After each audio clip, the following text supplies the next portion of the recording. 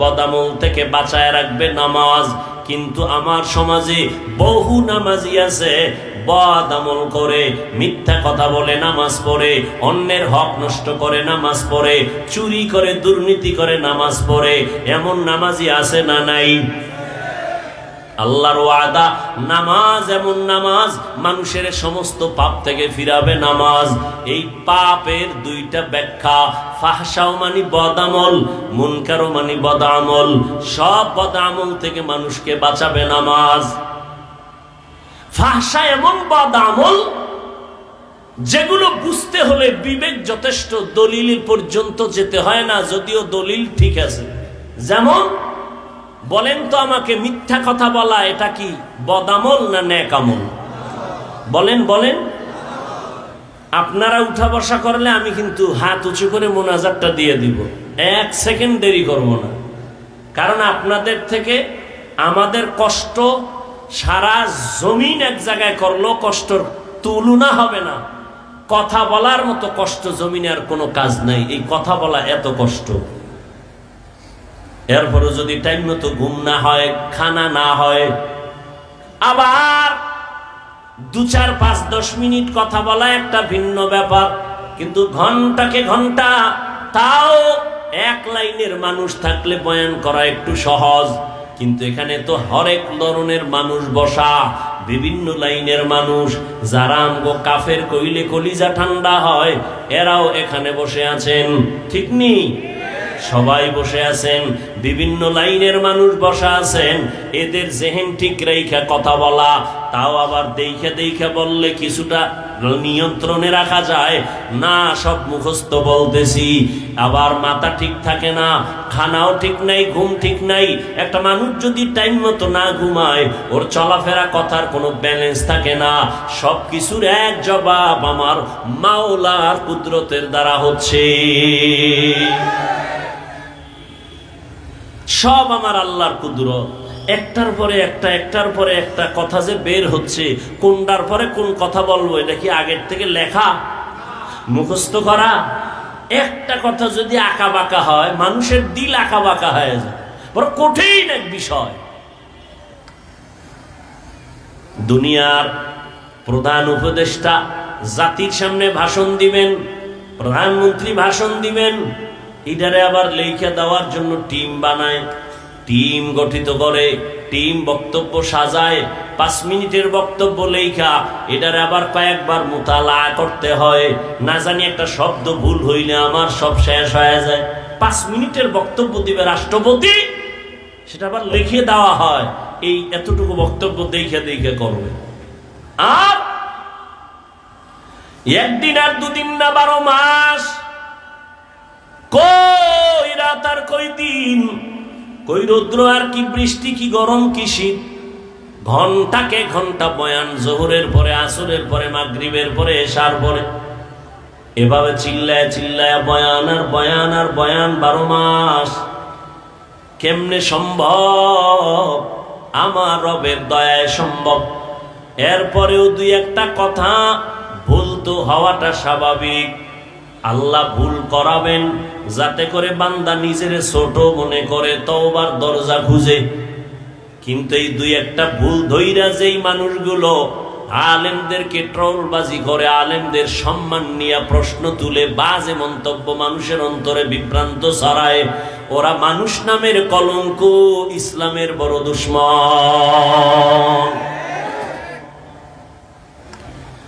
আল্লাহর সাথে মুলাকাত যারা করতে চাও, তাদের জন্য প্রথম কর্মসূচি নেক আমল করো।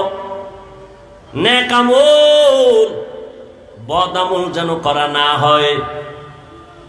বদ আমলের কথা বলতেছিলাম, ফাহশা আর মুনকার, গালি দেওয়া বদ আমল, মিথ্যা কথা বলা বদ আমল। কিন্তু এগুলো ফাহশা বুঝার জন্য কোনো দলিল পর্যন্ত যেতে হবে না, যদিও দলিল আছে। মিথ্যা কথা বলা নিষেধের উপরে দলিল। ওয়াইলু ইয়াউমাইযিল লিল মুকাজ্জিবিন, ওয়াইলু ইয়াউমাইযিল লিল মুকাজ্জিবিন, ওয়াইলু ইয়াউমাইযিল লিল মুকাজ্জিবিন। এরে যুবক, মোবাইলের দ্বারা কি পরিমাণ মিথ্যা চর্চা হয় তা ভাষা নাই বলার। ঘরের মধ্যে মোবাইল নিয়ে বৈশা কানে লাগায় আমি জমিনের মধ্যেই নেই, অথচ ঘরে আছে। কি পরিমাণ কথা মিথ্যা চলতেছে মোবাইলের দ্বারা। আল্লাহ বলেন মিথ্যাবাদীর জন্য ওয়াইল নামক জাহান্নাম। আল্লাহ মিথ্যা থেকে আমাদেরকে হেফাজত করেন। বয়ান চলতেছে, তাবলীগওয়ালাদের বয়ান, পীর মাশায়েখের বয়ান, উলামায়ে কেরামের বয়ান, বক্তাদের বয়ান, জুমার দিন খতিব সাহেবদের বয়ান, পরিবর্তন দুর্বল। কারণটা কি? আমরা যা শুনি আল্লাহর মোহাব্বত নিয়ে শুনি না। নামাজ পড়ে মিথ্যা কথা কেন কয়? নামাজি মিথ্যা বলে না? বলে না? কেন কয়? বলে নামাজের মধ্যে ইখলাস নাই, আল্লাহর ভয় নাই, আল্লাহর মোহাব্বত নাই। এই কারণে বান্দার আমলে কোনো পাওয়ার আসে না, ইখলাস আসে না, কান্না আসে না। আমি বয়ানের শুরুতেই বলছিলাম, থানায় আসামি ধইরা নিয়ে বেতের বাড়ি দেয়, চোখে পানি আসে না। আর আল্লাহর কোন গলি বয়ান করে, চোখের পানি ছেড়ে 500 হাত দূরে বয়া যুবক কাঁদে। একটু চিন্তা করো, ওরে কে বেত্রাঘাত করলো, হাউমাউ করে কাঁদে আর বলে ও মালিক আমাকে মাফ করে দাও, কে ওকে মারলো। একটু চিন্তা করো রে বাবা। আল্লাহর ভয় যদি একটা মানুষের অন্তরে ঢুকে যায়, র‍্যাব লাগবে না, আর্মি লাগবে না, পুলিশ লাগবে না, বান্দা নিজে নিজে আল্লাহর ওলি হয়ে যাবে।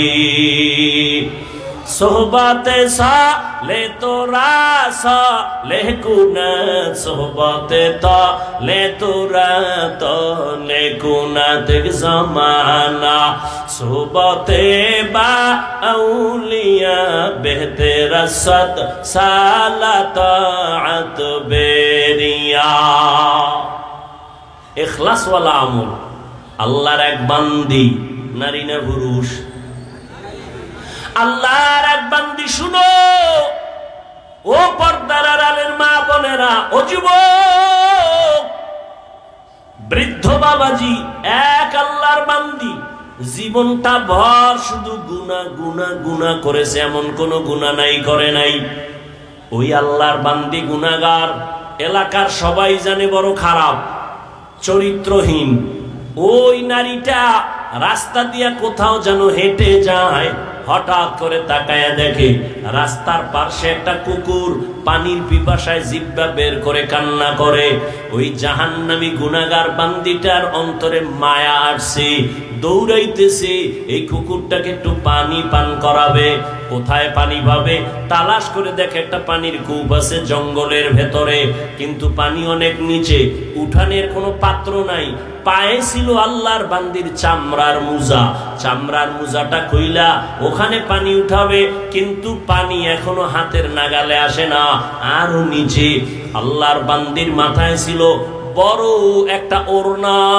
ওই ওড়নাটা খুলে এক মাথা মুজার ভেতরে গিরা লাগাইয়া এরপরে পানি উঠাইলো।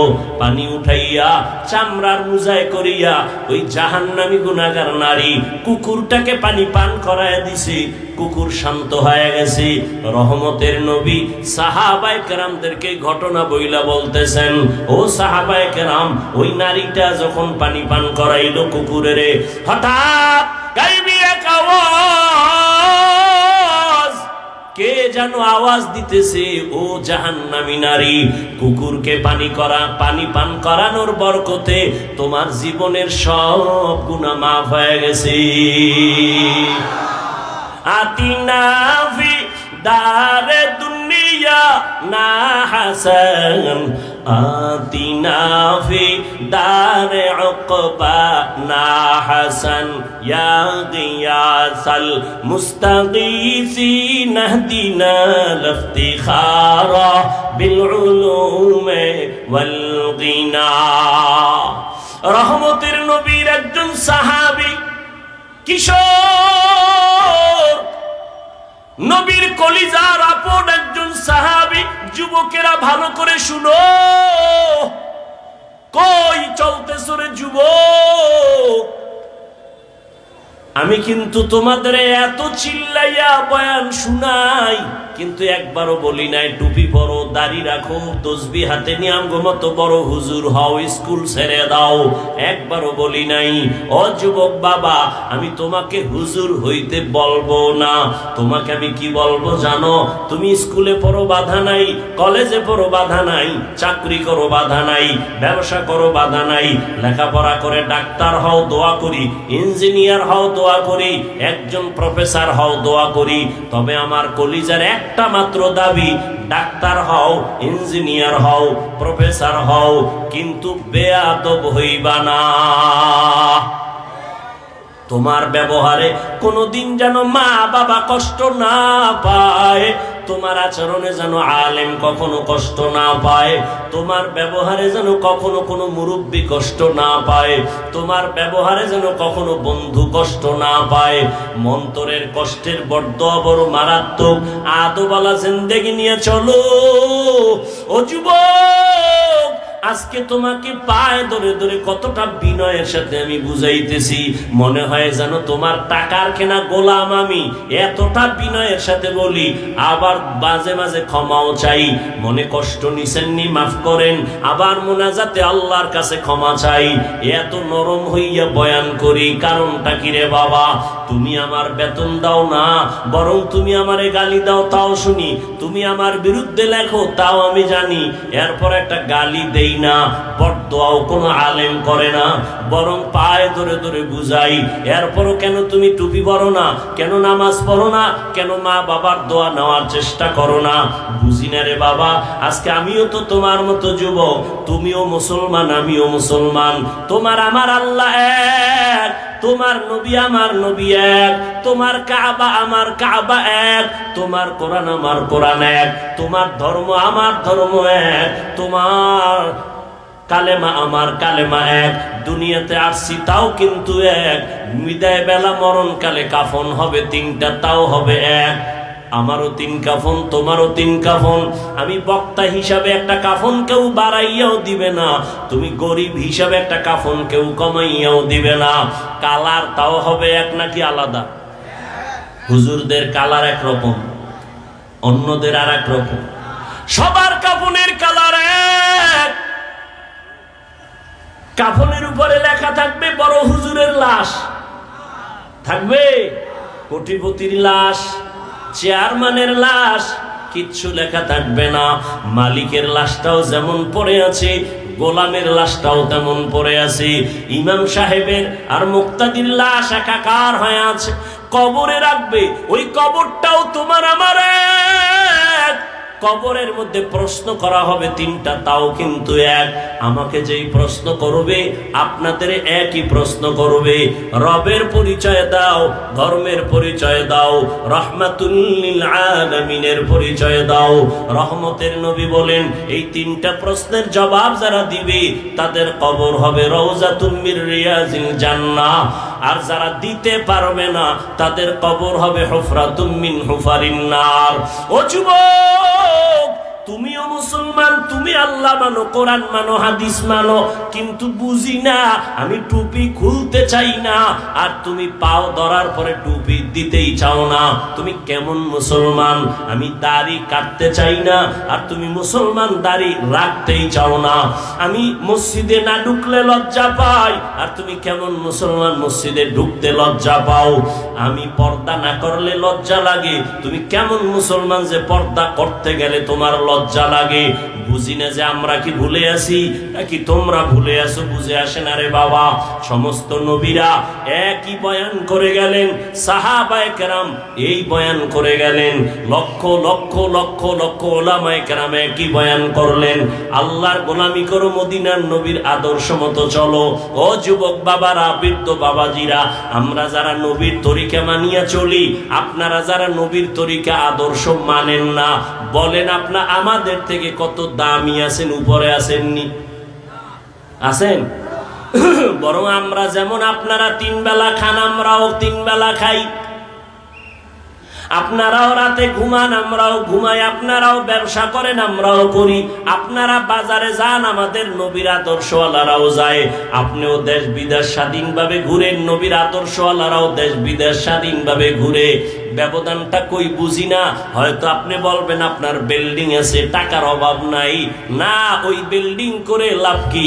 যেই বিল্ডিং এর সামনের গেটে দুদকের নোটিশ লাগানো থাকবে, জীবনে নিজে ভোগ করতে পারবেন না।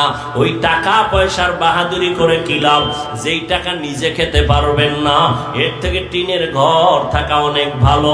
ও যুবক বাবা, এতক্ষণ তোমাদের বুঝাইতে চাই, ও যুবক, স্কুলে পড়ো, কলেজে পড়ো, তোমার মতো কত যুবক বলো, সত্য কথা বলো, তোমার মতোই যুবক জীবনে মাদ্রাসায় পড়ে নাই, স্কুল কলেজে পড়ে, 5 ওয়াক্ত নামাজ পড়ে, সত্য বলো, আছে না নাই? তুমি তোমাকে বলো তো, তুমি পারো না কেন? তোমার মতো যুবক রাস্তায় গাড়ি চালায়, নামাজ ছাড়ে না, তুমি কেন পারো না? তোমার মতো যুবক কৃষি কাজ করে, নামাজ ছাড়ে না, বলো তুমি কেন পারো না? র্যাব, আর্মি, পুলিশ, বিডিআর এর চাকরি করে, নামাজ ছাড়ে না, বলো তুমি কেন পারো না? ও যুবক বাবা, আসলে তোমার মধ্যে আল্লাহর ভয় আসে নাই। ওই কিশোর সাহাবী, নবীর এত আদরের, অল্প বয়সের, এই যুবক, ওই অল্প বয়সের সাহাবী সালাবা তার নাম, একদিন কোথাও বের হইছে রাস্তা দিয়া, হঠাৎ পার্শ্বে একটা বাড়ি, বাড়ির পার্শ্বে এক আল্লাহর বান্দি গোসলখানায় গোসল করতেছিল। হঠাৎ করে ওই কিশোর সাহাবী সালাবার নজরটা পড়ে গেছে, ওদিক দিয়ে বাতাসে গোসলখানার পর্দা উঠায় দিছে। আল্লাহর বান্দা সালাবার নজরটা পড়ে গেছে, দেখে একটা মহিলা গোসল করে, চোখে চোখে পড়ে গেছে, তাও ইচ্ছা করে না, নজর পড়ে গেছে, গোসলখানার থেকে বাতাসে কাপড় উড়ায় ফেলছে। কিশোর সাহাবী সালাবা সাথে সাথে ওখান থেকে বিদ্যুতের গতিতে সরে পড়লেন। কিন্তু নবীর দরবারে যাবেন, অন্তরের মধ্যে এমন একটা ভয়, পুরো শরীরটা ঝিম খেয়ে গেল। আরে আমি যে একটা চোখ দিয়ে গুনাহ করছি, চোখের জিনা হয়ে গেছে, আমি এখন নবীর সামনে কেমনে যাই? যদি জিব্রাইল আমিন নবীরে জানায় দিয়ে যায় সালাবাই চোখ দিয়া গুনাহ করছে, আমি লজ্জায় কেমনে মুখ দেখাবো? ও পাহাড়ের দিকে রওনা। পাহাড়ের উপরে গিয়া জংলায় বসে বসে কাঁদতেছে, আল্লাহ মাফ করে দাও, আর বুঝতে পারি নাই, তুমি মাফ করে দাও। প্রতিদিন সকাল বেলা ওখানে পাহাড় থেকে একটু নিচে আইসা আবার পাহাড়ে চলে যায়। এইভাবে যাইতে যাইতে 1 মাসের উপরে গেল গা। সালাবা জঙ্গল পাহাড় ছেড়ে আর আসে না, শুধু কান্না। নবীজি নামাজের পরে বারবার ডানে বামে তাকায়, আমার সালাবা কই, আমার আদরের সাহাবী কই? ওমরের কয় দেখছুনি? কয় দেখি না, অনেকদিন তিনি মসজিদে আসেন না। নবী এবার বলতেছেন, আর কত তালাশ করো, সালাবারে কোথায় পাওয়া যায়? ইখলাসওয়ালা অন্তর সালাবাকে তালাশ করার জন্য নবীর অর্ডারে ওমর রওনা। হাঁটতে হাঁটতে পাহাড়ের কিনায় গিয়া হাজির। এলাকায় দেখে কিছু পাহাড়ের পাশে লোকেরা বকরি চড়ায়, রাখাল। বলে এখানে একটা কিশোর সন্তান দেখছনি? বলে না, দেখি নাই, তবে হ্যাঁ, প্রতিদিন সকাল 9টা থেকে 10টা এই টাইমের মধ্যে পাহাড় থেকে একটা যুবক কিশোর এখানে আসে, আইসা দেখি বৈশ। ওমর সালাবার হাত ধরে কইরে, সালাবা, নবীর চোখে পানি, কতদিন হয়ে গেল তোমাকে নবী দেখে না, কই তুমি কোথায় গেছো? নবী আমাকে তালাশ করার জন্য পাঠিয়েছে, 39 দিন হয়ে গেছে তুমি নাই, তোমাকে আজ আমি নবীর দরবারে না নিয়ে যাব না। সালাবা হাউমাউ করে কাঁদেন আর বলেন, ও ওমর, আমার একটা অজান্তে গুনাহ হয়েছে, চোখের নজর বেগানায় পড়ে গেছে, আমি ইচ্ছা করে বেগানা দিয়ে তাকাই না, শুধু চোখের নজর পড়ে গেছে। ও আমার তোরে নাই রে যুবক, ঘুমের মধ্যেও তো কত মানুষ মরিয়া যায়, তুই যদি মরে যাইতি রে যুবক, আমার মাওলার কাছে কি জবাব দিতি? ওই পাহাড়ে থেকে বের হয় না, আমার আল্লাহর কাছে গোপনে কাঁদে, আল্লাহ তুমি মাফ করে দাও। রহমতের নবীর সামনে কেমনে আমি মুখটা দেখাবো? আর তুমি সারা রাত ওই মোবাইল নিয়ে চোখের গুনাহ, কানের গুনাহ, হাতের গুনাহ করিয়া কাটাইতেছো। আল্লাহর ভয় কি তোমার অন্তরে নাই? কত বেগানার দিকে তাকাইয়া রাত কাটাও রে বাবা। আল্লাহর ভয় কি তোমার অন্তরে নাই? চোখের সামনে শুধু যুবকের লাশ আর লাশ। ওমর বলে তোমারে না নিয়ে যাব না। এবার জোর করে রহমতের নবীর দরবারে সালাবাকে নিয়ে হাজির। সালাবার কান্না বন্ধ নাই। নবী বলেন আসো। সালাবারে নবী বুকের সাথে লাগাইয়া চাপ দিলেন, ও সালাবা কাঁদিস না। সালাবা বেহুশ অবস্থা। নবীজি বলে আমার এই উরু বা রানটাকে দিলাম, এখানে মাথা লাগায় তুমি আরাম করো। সালাবা শুয়া শুয়া কাঁদতেছে। হঠাৎ করে সালাবা উঠা আবার বসছে। বসার পরে কয়, ইয়া রাসূলুল্লাহ, আমারে আল্লাহ মাফ করবেন নি? নবী বলে সালাবা কাঁদিও না, তুমি কান্না বন্ধ করো। হঠাৎ সালাবা বলেন, ইয়া রাসূলুল্লাহ, আমার পিঠের মধ্যে কি যেন পিপিলিকার মতো হাঁটতেছে মনে হয়। নবী বলে সালাবা তাড়াতাড়ি কালেমা পড়, কালেমায়ে শাহাদাত পড় রে সালাবা, আজরাইল হাজির। তাড়াতাড়ি কালেমা পড়িয়া দে রে সালাবা, আজরাইল তোমার রূহটা নেওয়ার জন্য আসছে। সালাবার নবীর সালাবার মাথা নবীর রানের উপরে নিয়ে সালাবা কালেমায়ে শাহাদাত পড়ে আর কান্না করতে করতে নবী দেখে আজরাইল সালাবার রূহটা নিয়ে গেছে। নবী বলেন, ওমর দেরি করিও না, তাড়াতাড়ি গোসলের ব্যবস্থা করো, সালাবার জানাজার ব্যবস্থা করো, সালাবার জন্য কবর খনন করো। গোসল কমপ্লিট হয়ে গেল। রহমতের নবী সালাবার লাশের খাটিয়া কাঁধে নিয়ে কয়ে চলো ময়দানে জানাজার জন্য চলো। সালাবার খাটিয়া নবীর কাঁধে নিয়া সমস্ত সাহাবায়ে কেরাম জমিনে পুরা পায়ের পাতা রেখে রেখে হাঁটে। নবী শুধু বৃদ্ধাঙ্গুলে ভর করে করে হাঁটে। ওমর বলে, ইয়া রাসূলুল্লাহ, এখানে তো বেশি মানুষ নাই, এত বড় ময়দান, আপনি কেন পায়ের আঙ্গুলে ভর করে হাঁটেন, পুরা পা দিয়া হাঁটেন না কেন? মায়ার নবী চোখের পানি ছেড়ে কয়, রে ওমর, সালাবা আমার মালিকের এতটা মুহাব্বতে আটকাইছি, সামান্য একটা ভুলের জন্য দীর্ঘ 40 দিন পাহাড়ে কান্না করেছে। আমার মাওলা সালাবারে এতটা ভালোবেসেছেন, তুমি দেখো না রে ওমর, আমি দেখতেছি এই ময়দানে জানাজার মজলিসে আসমান থেকে লক্ষ লক্ষ ফেরেশতারা হাজির, সালাবার জানাজা পড়ানোর জন্য হাজির হয়ে গেছে। লক্ষ লক্ষ ফেরেশতা নেমে আসছে। হাঁটতেছি, নবী জানাজা পড়ায় দিলেন, কবরে রাখলেন, কলিজা ভরে নবী দোয়া করলেন, ও আমার কলিজার যুবক, আমি শুরুতেও বলছিলাম রে বাবা, ডাক্তার হও, ইঞ্জিনিয়ার হও, প্রফেসর হও, তবে বেয়াদব হইও না। জিহ্বা নাপাক, অন্তর নাপাক।